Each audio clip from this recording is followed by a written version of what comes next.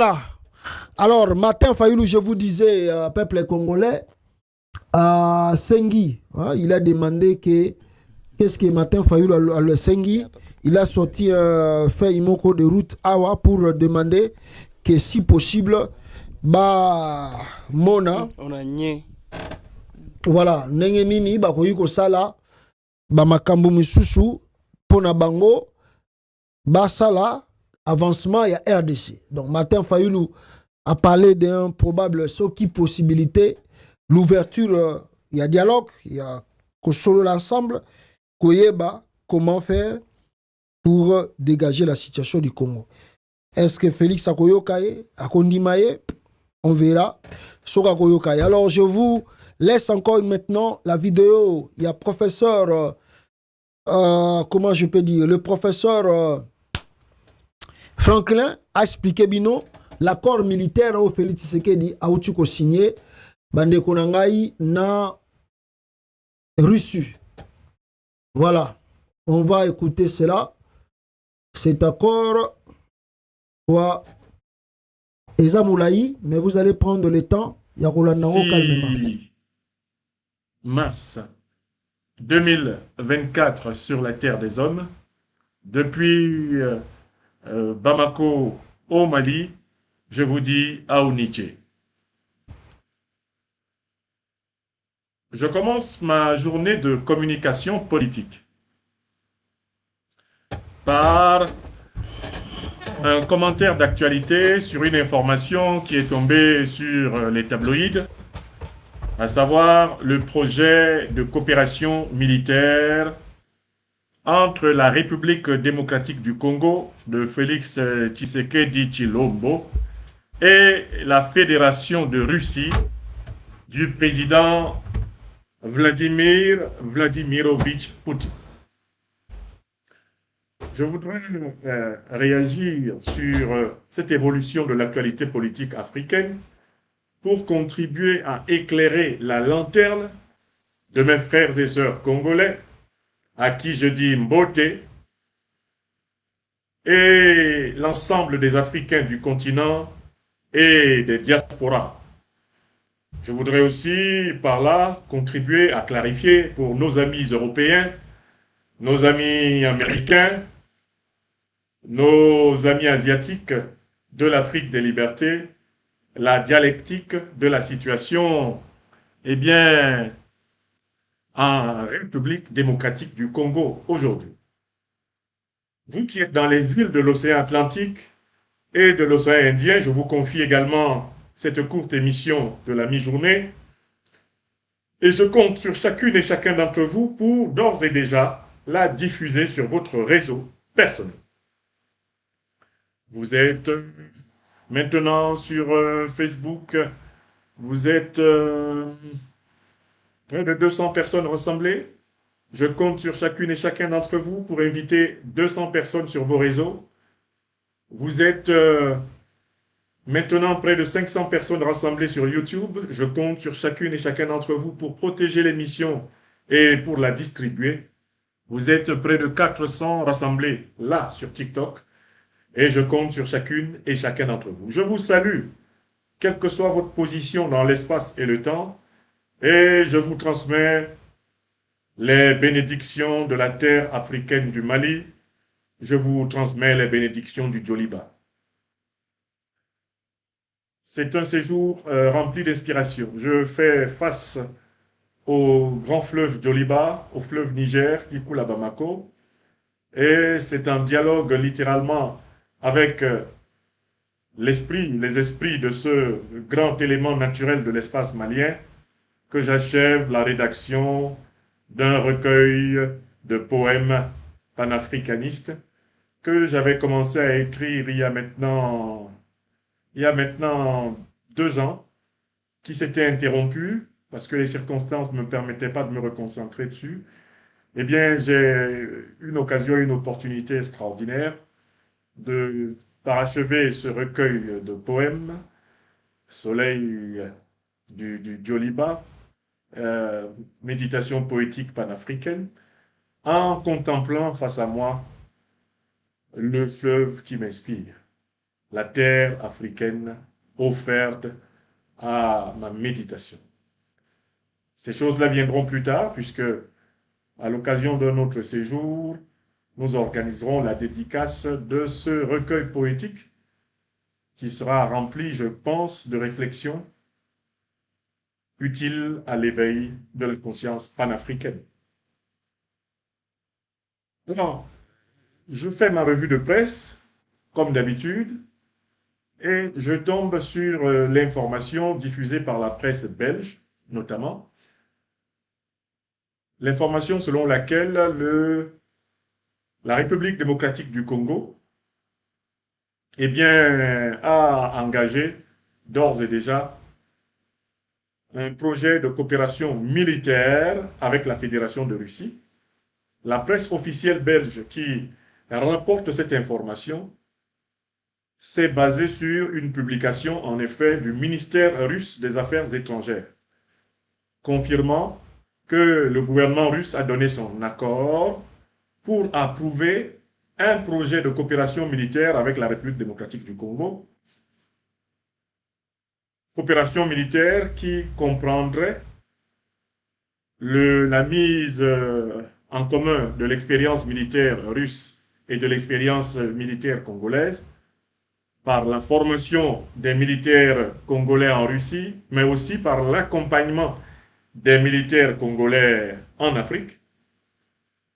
Un accord qui comprend la mise à disposition non pas seulement du personnel militaire russe, mais également une mise à disposition beaucoup plus accrue du matériel militaire russe. Un accord de coopération qui, dans son contenu, serait tout à fait comparable à celui qui a été signé avec le Cameroun, à celui qui a été signé avec le Mali, celui qui a été signé avec le Burkina Faso, avec le Niger et plusieurs autres pays africains. Alors, quand vous prenez cette information comme telle, publiée par la presse belge, vous vous posez la question de savoir pourquoi la presse belge en fait-elle ses choux gras. Pourquoi cette information émeut-elle particulièrement la presse belge? C'est ce que je reprochais hier à un journaliste de l'Indépendant de Bamako, reproduisant des informations américaines sans se poser la question de savoir mais que se cache derrière, quelles sont les intentions de ceux qui publient l'information de cette façon. Je commence par ce point.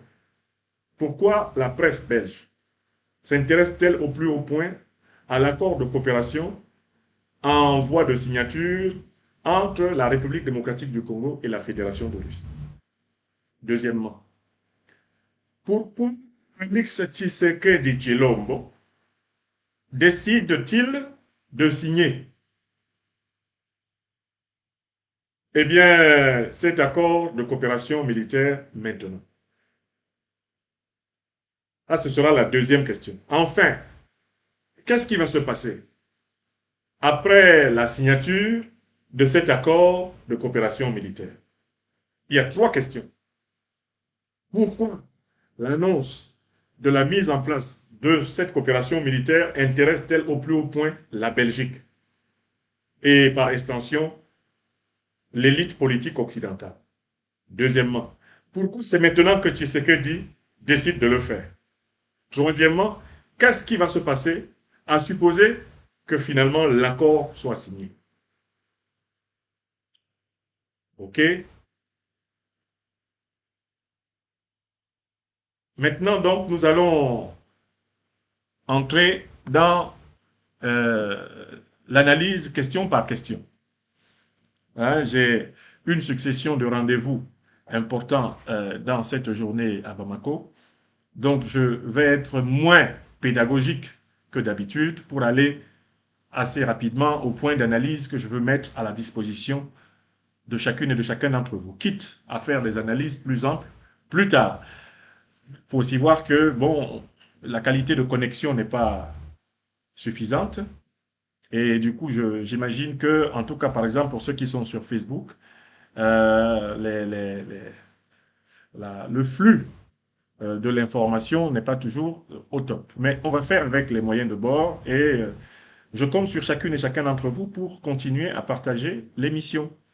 C'est parce que nous n'avons pas forcément suffisamment de machines à notre secours qu'on peut avoir des perturbations. Bon, commençons par la première question. L'accord de coopération militaire entre la Russie et la République démocratique du Congo intéresse au plus haut point l'Occident et la Belgique. Pourquoi? Parce que l'Occident, la Belgique et en particulier la France considèrent que la Russie est en train de ronger, de récupérer dans sa zone d'influence les anciennes colonies, les anciens territoires sous tutelle des puissances négrières, coloniales, néocoloniales et impérialistes occidentales. Je recommence l'explication. L'annonce de cet accord de coopération militaire entre la Russie et la République démocratique du Congo alarme l'OTAN, alarme les Occidentaux, qui estiment que depuis quelques années, la Russie est en train de récupérer, selon leurs propres termes, leur zone d'influence, leur précaré. Pour les dirigeants européens et américains du Nord, l'Afrique appartient à l'Occident. Dans la psychologie de l'élite politique occidentale, en général, belge, française, par exemple en particulier, la République démocratique du Congo, c'est leur domaine d'influence. La République démocratique du Congo leur appartient. Il n'est pas difficile de l'établir. J'ai toujours parlé aux Congolaises et aux Congolais du courrier du 2 août 1939 dans lequel Albert Einstein s'adresse au président Franklin Delano Roosevelt. Dans ce courrier du 2 août 1939, Einstein recommande au président américain Franklin Delano Roosevelt de tout faire pour maintenir le Congo sous contrôle américain, parce que le Congo est la plus grande réserve d'uranium du monde. Et l'uranium, c'est une matière première stratégique, puisqu'elle est la matière première avec laquelle on fait les bombes atomiques et avec laquelle on produit de l'énergie nucléaire. Einstein recommande à Delano Roosevelt de tout faire pour que les matières premières de la République démocratique du Congo actuelle, qui s'appelait alors le Congo belge, que ces matières premières ne soient jamais en dehors du contrôle des États-Unis. Einstein l'écrit noir sur blanc, et toute la politique américaine, toute la politique occidentale en République démocratique du Congo sera déterminée par le principe de tout faire pour que les richesses faramineuses du Congo ne soient jamais sous le contrôle des Congolais. Voilà pourquoi l'OTAN, la CIA, le Mossad, les services secrets occidentaux vont tous conspirer et organiser l'élimination de Patrice Lumumba, l'écrasement du mouvement national congolais, l'élimination de Pierre Moulele, l'élimination de Laurent Désiré Kabila. Tous ces grands fils du Congo ont été tués dans le cadre de la doctrine occidentale du contrôle du Congo par tous les moyens. Il y a un deuxième fait que je remets à l'attention des Africaines et des Africains. C'est le comportement de la Belgique. Il faut que les Africaines et les Africains sachent que le roi des Belges, Léopold II, avait décrété que le Congo est sa propriété personnelle. Il s'est même permis de vendre tout le Congo, plus de 2 millions de kilomètres carrés, et l'a vendu à la Belgique. Léopold II est roi des Belges. Il arrache le Congo par la violence et la brutalité coloniale. Il décrète que le Congo est sa propriété personnelle. Un Belge dit que le Congo est sa propriété personnelle. Alors même que la Belgique n'a même pas la taille de la seule région de Kinshasa. Toute la Belgique se traverse en moins d'une demi-journée. Vous avez besoin de 3 heures de temps pour traverser toute la Belgique. Le roi d'un micro-pays, d'un pays-ton, il se lève et dit que tout le Congo, là, plus de 2 millions de kilomètres carrés, il dit que c'est pour lui. Puis, comble du ridicule, il vend le Congo à la Belgique. Il vend le Congo des Africains à la Belgique. Pour que la Belgique le paye, en même temps qu'il se paye les richesses du Congo. Ce Léopold II et tous ses héritiers, les Baudouins et consorts, ont coupé 10 millions Ils ont coupé 20 millions de mains au Congo. Lisez le livre de Mark Wills, un Belge qui a témoigné. Ils ont coupé à 10 millions de Congolais leurs bras parce que ceux-ci avaient refusé de se soumettre à la colonisation. Ils leur ont coupé les bras. Ils ont coupé 20 millions de bras. C'est-à-dire qu'il y a 10 millions de personnes au Congo qui se sont fait couper les bras sur ordre de Léopold II et de ses successeurs. La Belgique regarde toujours le Congo comme une propriété privée. Et quand elle apprend donc que la Russie signe un accord de coopération militaire avec la République démocratique du Congo, la Belgique s'émeut. Une propriété du royaume est menacée de capture. Vous comprenez? Est-ce que vous comprenez la psychologie occidentale dans l'affaire? Il faut que vous sachiez que pour l'Occident, le Congo lui appartient. Un ancien premier ministre béninois, Lionel Zinsou, ne s'est pas gêné pour dire que, et il a dit publiquement, il ne s'est pas gêné pour dire que l'Afrique appartient à la France, que l'Afrique appartient à l'Europe lors d'une conférence publique.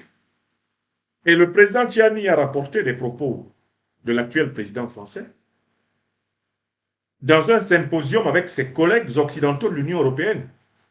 Un pays de l'Union européenne proposait aux Occidentaux de négocier plutôt une solution à l'amiable avec le Niger et de ne pas rentrer dans une posture de punition, de sanction, qui est devenue en fait une obsession de l'élite occidentale envers les autres parties du monde. Punir, sanctionner, ça c'est devenu la maladie mentale de l'élite politique occidentale regardant le monde. La majorité pourtant du monde. Bon. Mais le président français a répondu à son homologue, probablement allemand, que le Niger appartenait à la France. Donc, moi, j'ai lu la presse belge, la presse occidentale, évoquant le projet de signature d'un accord entre la Belgique, entre la Russie et le Congo, et la littérature diplomatique, la littérature politique occidentale s'exprime littéralement à partir de la perspective de l'exproprié, du spolié. C'est-à-dire que les Belges, les Français, les Occidentaux, les Américains se comportent comme si la Russie, en entrant en coopération avec le Congo, touche à leur propriété privée. Ils sont outrés. Mais interrogeons cet outrage. Pourquoi sont-ils outrés? Est-ce que le Congo appartient à la Belgique? Est-ce que le Congo appartient à l'Occident? Est-ce que le Congo appartient à la France? Est-ce que le Congo appartient à l'Union européenne, aux États-Unis? Non, le Congo appartient aux Congolais. Donc déjà, nous devons refuser toute la terminologie de cette presse qui parle de l'Afrique comme d'une propriété de quelqu'un d'autre que les Africains. Si l'Afrique appartient aux Africains, les Africains sont libres d'établir des relations diplomatiques avec qui ils veulent. Ça, c'est pour le premier point. Passons sans plus tarder, mes chers amis, à la deuxième question qui se pose et qui s'impose. Pourquoi Félix Tshisekedi choisit-il 2024 au mois de mars pour faire avancer les travaux de signature d'un accord de coopération militaire avec la Russie? Pourquoi? Et là, nous allons voir le double jeu de Tshisekedi, son manque de sérieux. Félix Tshisekedi, qui est-il? Mais c'est un pur produit de la domination occidentale en République démocratique du Congo. C'est le candidat de l'Occident. C'est l'homme qui a été imposé aux Congolais, non seulement au prix de micmac à l'intérieur, mais également au prix d'arrangement.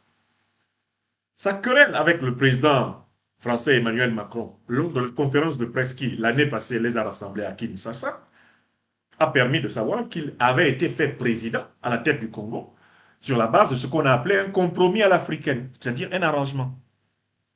Tshisekedi est un président par arrangement. Et ce qu'il appelle élection, c'est un processus vicié, bourré de mascarade. C'est un processus corrompu qu'il a appelé élection. Ce qu'il a porté au pouvoir n'est rien d'autre qu'un processus frauduleux. Des millions de Congolais se sont vus exclure arbitrairement des listes électorales. Les conditions de proclamation et de contrôle des votes étaient d'un flou scandaleux. On ne peut pas parler d'élection, c'était une foire. C'était une fois de plus, comme d'ailleurs la précédente. Donc quand le président français a rappelé que c'est un compromis à l'africaine qui avait permis à Tshisekedi de devenir président de la République démocratique du Congo, il a simplement voulu lui rappeler qu'il était un vassal. Et la vassalité de Tshisekedi ne se dément pas. Ses principaux partenaires sont les États-Unis d'Amérique, l'Union européenne, la France, la Grande-Bretagne, Israël. Voilà, c'est la Belgique. Ce sont ses principaux partenaires, c'est-à-dire ceux auprès desquels Tshisekedi endette et surendette d'année en année la République démocratique du Congo. Ce sont les grandes puissances occidentales. Là-dessus, il ne faut pas que vous vous doutiez un seul instant. Tshisekedi est un homme de l'Occident. Et il mène à la tête de la République démocratique du Congo la politique qui lui est dictée par ses maîtres occidentaux. Donc pourquoi diantre Tshisekedi fait-il un pas vers la Russie? Mais parce qu'il y a un autre élève, un autre vassal de l'Occident, qui est en rivalité dans la sous-région d'Afrique de l'Est avec Tshisekedi. Il s'appelle Paul Kagame. Paul Kagame était un pion de l'impérialisme anglo-américain, donc un pion de l'Occident, dans le cadre de la stratégie du diviser pour mieux régner.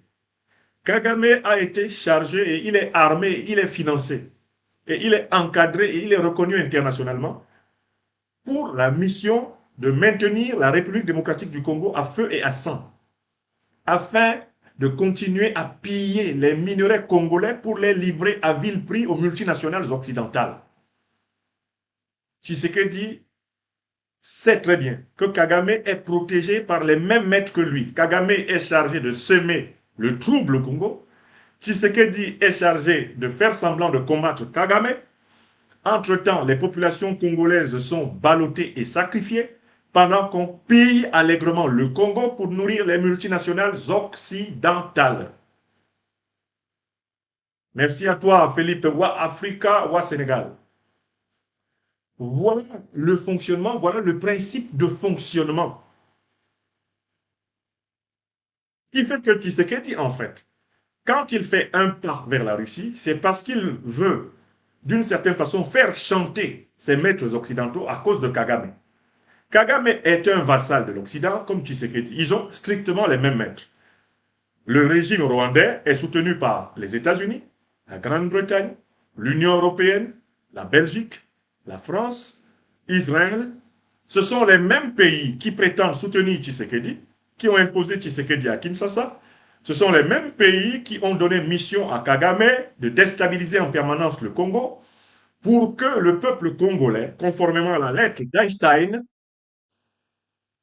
à Roosevelt, pour que le peuple congolais ne soit jamais maître des matières premières stratégiques faramineuses dont son sous-sol abonde. Donc, en fait, Tshisekedi fait une bouderie. Tshisekedi fait un caca nerveux à l'intérieur de la maison de l'impérialisme occidental dont il est un serviteur. Il essaye de titiller ses maîtres en sachant très bien qu'il est impossible matériellement d'organiser une coopération militaire avec la Russie pendant même qu'on est protégé par des mercenaires français, pendant même qu'on est protégé par les forces de l'Union européenne, pendant même qu'on a des conseillers militaires américains, britanniques, israéliens à tous les niveaux de son armée, on ne peut pas prétendre mener concrètement une coopération militaire avec la Russie sur le terrain. Donc, l'annonce de ce projet de coopération militaire entre la République démocratique du Congo et la Russie permet à Tshisekedi de faire chanter un peu ses maîtres en leur disant de réduire un peu plus la part de Kagame dans le deal d'Afrique de l'Est. Est-ce que vous comprenez? Est-ce que vous comprenez?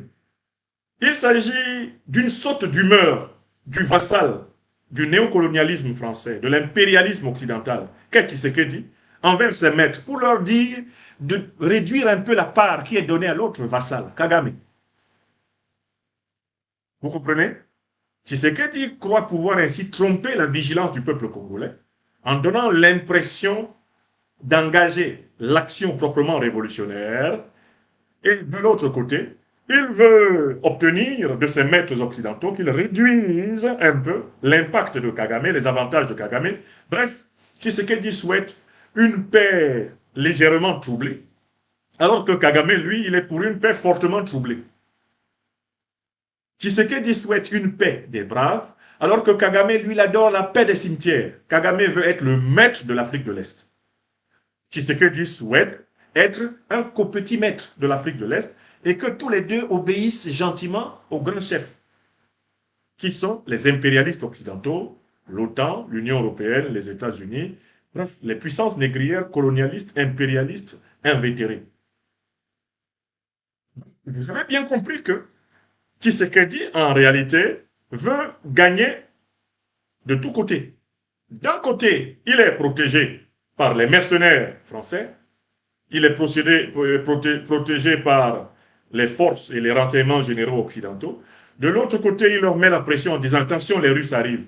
Si vous ne faites pas reculer Kagame, vraiment, je vais laisser arriver les Russes. » Histoire que ces maîtres occidentaux se tournent vers Kagame pour lui dire « Kagame, tu vois, tu risques de jeter Tshisekedi entre les mains de Poutine, donc fais gaffe, non, non, non, demande au M23 de desserrer l'étau sur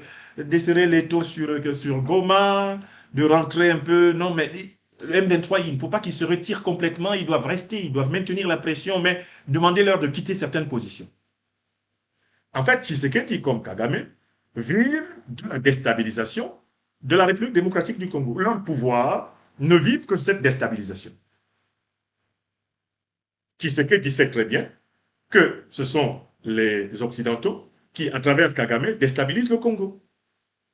Et il ne les accuse pas frontalement de le faire. Il fait un pas vers la Russie pour dire à ses maîtres, écoutez, vous faites trop de cadeaux à Kagame, alors que je suis votre vassal comme lui, je demande que vous traitiez Kagame et moi 50-50. Donc, que Kagame n'envahisse pas trop le Congo. Il peut envahir un peu quand même, ça va. Et moi, je ne vais pas trop l'attaquer. On va stabiliser une micro-guerre, un petit climat de guerre dans le Kivu. Bon, chacun va pouvoir prendre un peu ce qu'il peut. Et moi, je serai président. Parce qu'en fait, le but de l'action politique pour Tshisekedi, c'est d'être président. Être président, c'est pour lui la finalité de la politique. Et la jouissance des biens de l'État que procure le statut de président est le but de l'action politique pour lui. Ce n'est pas la transformation du sort du peuple congolais, il s'en fout complètement. On ne peut pas avoir le train de vie de Tshisekedi quand on a un peuple qui est dans la misère que nous connaissons. Ce n'est pas possible. Le train de vie de la classe politique congolaise est aux antipodes totales de la souffrance réelle du peuple congolais. Intéressez-vous simplement à la pyramide des salaires des députés, des sénateurs congolais. Et vous la comparez au revenu minimum de la Congolaise et du Congolais. Des Congolaises et des Congolais qui par millions crèvent dans les zones de déplacement, les zones de guerre, les zones de conflit. Comparez ce qu'ils ont par jour à ce que l'élite politique incarnée par Tshisekedi mange à Kinshasa. Kinshasa est prise en otage par une élite de prévaricateurs, d'estomac profond, d'estomac sans fond. Ils se paient en millions de dollars dans un pays dont la population est en train de crever en détail. C'est inacceptable, c'est insupportable. Quand vous étudiez la part que la classe politique prélève dans le budget national pour s'assurer ces conditions de vie, et que vous compariez cela à la vie réelle de l'écrasante majorité des Congolais, vous comprenez que Tshisekedi est vraiment le représentant de la domination. Bon. Là, j'ai répondu, je crois, à la deuxième question. Et ça vous permet de vous préparer à la troisième et dernière partie de mon intervention. Mais qu'est-ce qui va se passer? D'abord, l'accord définitif de coopération militaire n'est pas encore signé.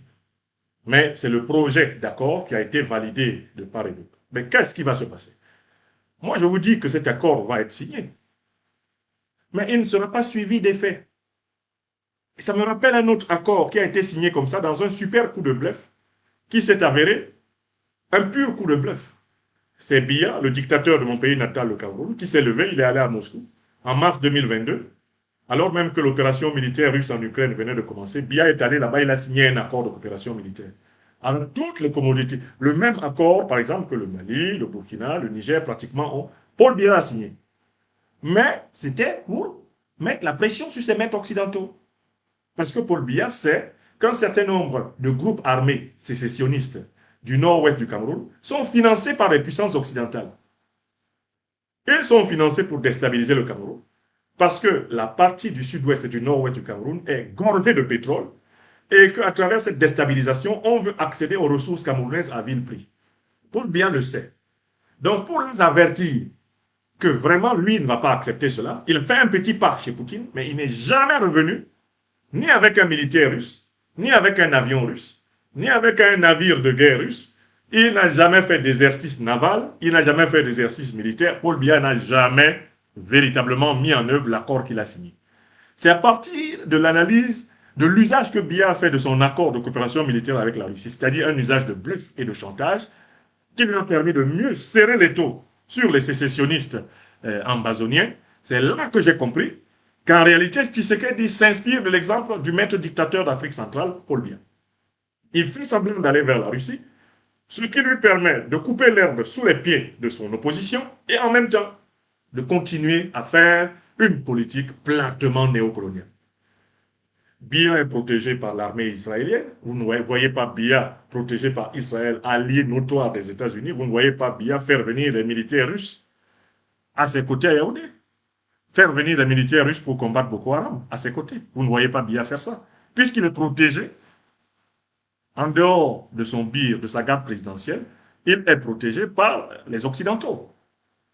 Ce sont les officiers israéliens qui assurent la protection du régime, bien que depuis très longtemps, la garde présidentielle, elle a même été dirigée à un moment donné officiellement par les officiers de l'armée israélienne, qui, vous le savez, est une armée alliée et intimement liée à l'armée américaine.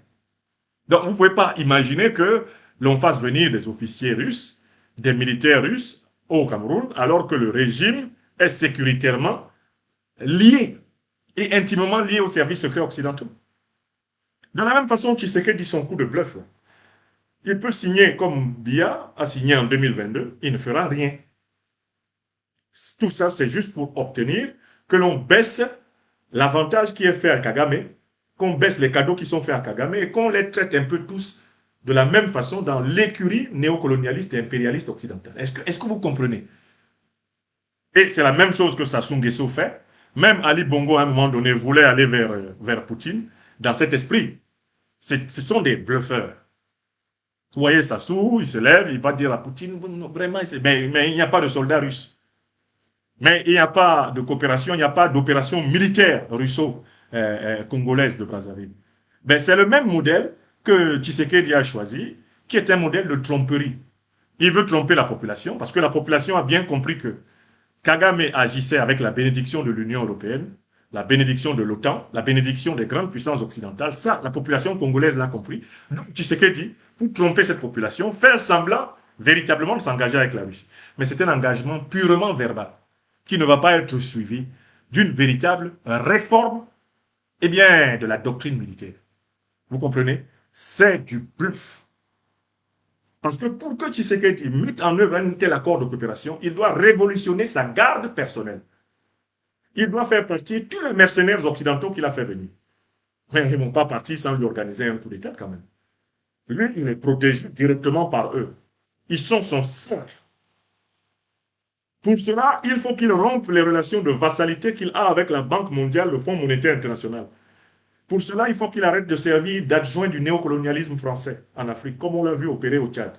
Ça fait beaucoup de choses que Tshisekedi doit changer. En fait, il faudrait que Tshisekedi Félix ne soit plus Tshisekedi Félix pour que un tel accord s'applique. Et j'ai lu le compte rendu de cet accord sur la page de la diplomatie russe. Les Russes sont parfaitement conscients du jeu de Tshisekedi, mais eux, ils sont patients. La Russie, c'est un continent. Vous venez dire que vous voulez coopérer avec la Russie ne vous dira jamais non. La Russie pratique en Afrique ce qu'on peut appeler le principe du réalisme diplomatique. Un pays veut coopérer, la Russie ne coopère qu'avec les États. Elle ne coopère qu'avec ceux qui gouvernent, ceux qui détiennent réellement le pouvoir, mais qu'ils soient élus ou pas. C'est la doctrine russe.